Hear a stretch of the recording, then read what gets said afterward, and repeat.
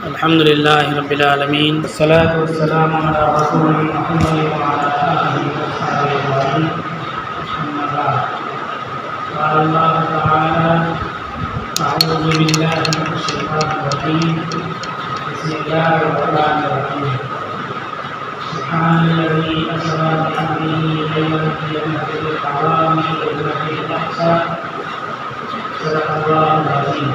سامعین، قدر معراج میں آپ صلی اللہ علیہ وسلم کو دو بڑے تحفے ملے۔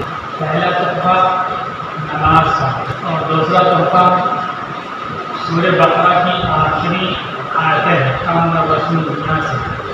رسول اللہ صلی اللہ علیہ وسلم کو شب معراج میں جب نماز کا تحفہ دیا گیا تو یہ تعداد 50 تھی۔ واپسی میں حضرت موسیٰ علیہ السلام سے ملاقات ہوئی اور تحفے کے بارے میں بتلایا تو ان کی فرمائش پر بار بار آپ صلی اللہ علیہ وسلم اللہ کے دربار میں حاضر ہوتے رہے اور نماز کی تعداد میں کمی ہوتی رہی۔ آخر میں تعداد 5 ہوئی۔ پھر اللہ تعالیٰ نے کہا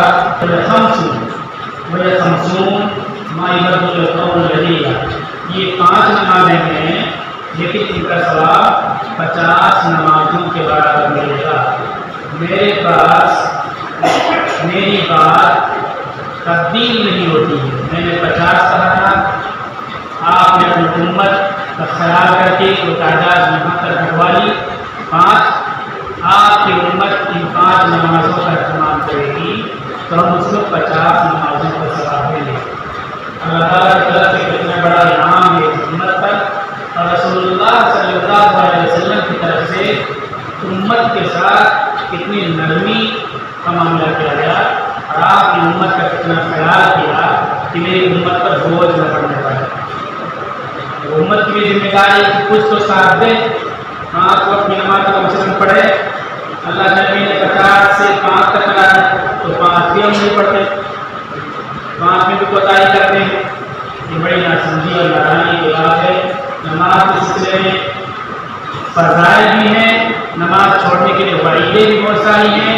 یہاں میں صرف معراجی کے تعلق سے گفتگو کر رہا ہوں، اس لیے ان تقریروں کو، ان باتوں کو میں چھوڑ رہا ہوں۔ بس یہ ہے کہ امت کی ذمہ داری ہے کہ آپ صلی اللہ علیہ وسلم کی کوشش کا خیال کریں۔ یا آپ صلی اللہ علیہ وسلم نے 50 سے 5 کرا دیا تو کم سے کم 5 اجتماع کریں۔ سورہ بقرہ کی آخری آیتیں ہیں معراج کے بدلے تحفہ اللہ تعالیٰ نے آپ کو عطا فرمائی۔ باقی آیتیں زمین پہ نازل ہوئی، فرشتے نے کر کیا ہے۔ آخری آیتوں میں عقیدہ، ایمان کی تکمیل، مصیبتوں پر صبر اور کفر اور ظلم پر اسلام اور دین کی فتح کی دعائیں بہت اہم ہیں۔ آیتوں کا ترجمہ نہیں کرتے تو بہت کافی ہو جائے خطبوں کے لیے اور ہماری ہدایت میں رہنمائی کے لیے۔ 2 تحفے ملے معراج میں، نماز، سورہ بقرہ کی آخری آیتیں۔ معراج کے موقع پر اور بھی ساری باتیں بیان ہوتی ہیں، اہم باتیں جو معاشرتی لحاظ سے، سماجی لحاظ سے لوگوں کو کرنا ضروری ہے، زندگی کا حصہ بنانا ضروری ہے، وہ باتیں معراج۔ 14 اصولی ہدایتیں معراج کی مناسبت سے اللہ تعالیٰ نے امت مسلمہ کو عطا فرمائی ہیں۔ سورہ بنی اسرائیل میں شروع میں معراج کا بیان ہے جو میں نے آیت تلاوت کی، اس کے بعد بنی اسرائیل کا بیان ہے۔ بنی اسرائیل مسلمانوں کے لیے نمونۂ عمل اور نمونۂ عبرت قوم ہے۔ وہ اپنے دور میں دنیا کی سب سے معزز قوم تھی، اپنے دور میں دنیا کی ذلیل ترین قوم تھی، سب سے زیادہ مظلوم، شوشت اور پرتاڑت قوم تھی اور سب سے زیادہ عزت والی قوم تھی۔ کون سے عوامل تھے جس کی بنیاد پر وہ دنیا کی شوشت، پرتاڑت اور مظلوم قوم بنی؟ کون سے عوامل تھے، کون سے اعمال اور کردار تھے اس کی جس کی بنیاد پر دنیا میں عزت والی قوم بنی؟ سورہ بقرہ کے تفسیر مفسرین کہتے ہیں کہ مسلمانوں کو بار بار یہ بات دیکھنی چاہیے کہ کہاں کہاں انہوں نے غلطیاں کی جس کے نتیجے میں ذلیل ہوئے، رسوا ہوئے، اور کون کون سے اچھے اعمال انہوں نے کی جس کے نتیجے میں ان کو ترقیاں ملی، فتوحات کے دروازے ان کے لیے کھلے۔ اللہ کے رسول صلی اللہ علیہ وسلم فرماتے ہیں کہ میری قوم انہی کے راستے پہ چلے گی اور میری قوم بھی ذلیل ہو جائے گی۔ ان کے بچوں کو ان کی ماں کی گودوں میں قتل کیا جا رہا تھا، لیکن وہ روک نہیں سکتے تھے، پوچھ نہیں سکتے تھے کہ میرے بچوں کے جو بھی قتل کیا جاتا ہے۔ آج جس کی مرضی میں ہمارے نوجوانوں کو اٹھا لے جائے، دل بند کر دیتے ہیں، ماں کے پہلے کچھ کر دے، کوئی سنوائی نہیں، کوئی کچھ نہیں۔ ان کے اندر اختلافات بہت تھے آپس میں، آج ہمارے نزدیک کے اختلافات کس طرح ہیں؟ موت کے منہ میں آگے سمندر ہے، پیچھے فرعون کی فوج ہے، لیکن ایک راستے سے نکلنے کے لیے تیار نہیں ہے۔ آج ہم اپنا 1.5 بارش کا اختلاف سینے پہ ہاتھ باندھنا کہ ناک نیچے باندھنا، اس کو ختم کرنے کے لیے تیار، اسی راستے پہ جا رہے ہیں۔ اللہ تعالیٰ ہمارے اوپر سمجھ۔ معاشرتی لحاظ سے 14 اصولی ہدایتیں اللہ تعالیٰ نے بنی اسرائیل میں پہلے معراج کا بیان کیا، پھر بنی اسرائیل کی کردار، ان پر اللہ کی پکڑ اور عذاب ذلت رسوائی کو بیان کیا، ان کی فتوحات کو بھی بیان کیا۔ اس کے بعد 14 اصولی ہدایتیں اللہ تعالیٰ نے بیان کی ہیں۔ ہماری اور آپ کی ذمہ داری ہے کہ ان اصولی ہدایتوں کو سنیں، جینے رہنے معاشرہ میں، سماج میں رہنے کے لیے معاشرتی طور پر ہم کو کیا کرنا ہے وہ ہدایتیں ہیں، ہم ان پر عمل کریں۔ عام طور پر ہم اکثر ہدایتوں پر عمل کرتے ہیں، کچھ باتیں ایسی ہیں جن میں بہت زیادہ کوتاہی ہوتی ہے، ان پر عمل نہیں کرتے۔ یہ 14 ہدایتیں سنیں اور کوشش کریں کہ جن پر ہم عمل نہیں کر پاتے ہیں ان پر ہم عمل کریں گے۔ رسول اللہ صلی اللہ علیہ وسلم نے ان ہدایتوں پر قانونی طور پر تنفیذ کی۔ مدینہ منورہ میں آنے کے بعد ان 14 ہدایتوں کو سماجی لحاظ سے نافذ کیا اور جاری کیا، ہر مسلمان کی زندگی کا ایک حصہ بن گیا، ایک آئیڈینٹی بن گئی، ایک شناخت بن گئی کہ یہ مسلمان ہے۔ یہ آدمی ایسا نہیں کر سکتا، اس پر یہ الزام لگا ایسا کر نہیں سکتا، یہ لوگوں کی، یہ مسلمان ہی نے راستہ کلیئر کیا ہوگا۔ اسلام میں راستہ کو کلیئر کرنا ثواب ہے، ایک پہچان بن گئی۔ سماجی لحاظ سے 14 ہدایتیں دی گئی، میں بہت جلدی ان 14 ہدایتوں کو بتاتا ہوں۔ سب سے پہلی چیز شرک نہ کرنا، یہ ہدایت ہے۔ سماجی لحاظ سے شرک جو ہے اگر کوئی کرتا ہے تو آخرت میں تو تباہی اس کا پیچھا کرتی ہے اور آخرت اس کی تباہ ہوتی ہی ہے۔ مشرک دنیا کو بھی برباد کر دیتا ہے، ملک، وطن، سماج، معاشرے کو بھی تباہ برباد کر دیتا ہے۔ جو غیر اللہ کی پوجا کرتا ہے، جو بتوں کی پوجا کرتا ہے، وہ سب کو تباہ کر دیتا ہے، برباد کر دیتا ہے، اور وطن اور ملک، سماج کے تانے بانے کو بکھیر دیتا ہے۔ اللہ نے حکم دیا اللہ تعبدوا الا اياه، صرف اور صرف اللہ کی پوجا کرنا۔ اللہ کی پوجا چھوڑ کر کے کسی اور کی پوجا کرو گے، شرک کرو گے تو پھر سماج کا تانا بانا نکل جائے گا۔ اس کے بعد دوسرا اہم حکم اور اہم ہدایت ہے والدین کی اطاعت اور والدین کی خدمت۔ وبالوالدین احسانا، ماں باپ کے ساتھ اچھائی بھلائی کا معاملہ کرنا۔ تیسری چیز اہل حقوق کے حق ادا کرنا۔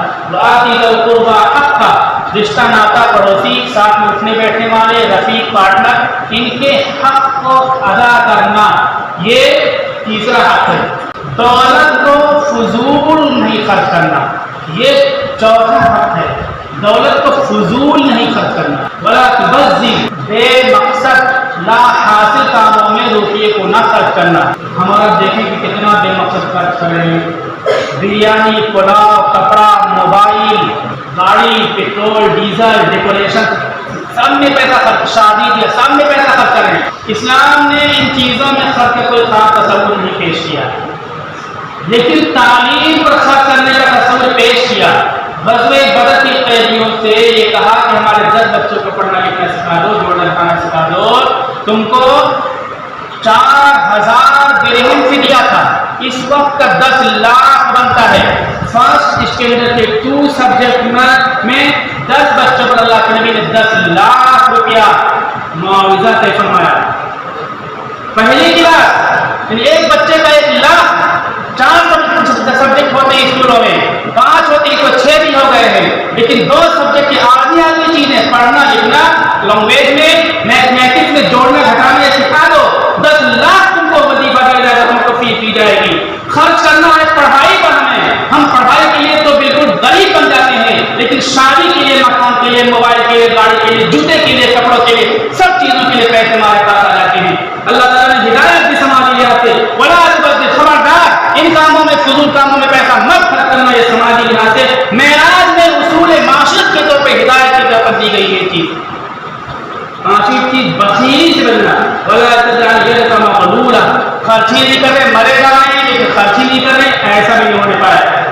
तीसरी चीज मसनूई तरीकों से रोजगार को रोकने की कोशिश मत करना और बेरोजगारी पैदा करने की कोशिश मत करना।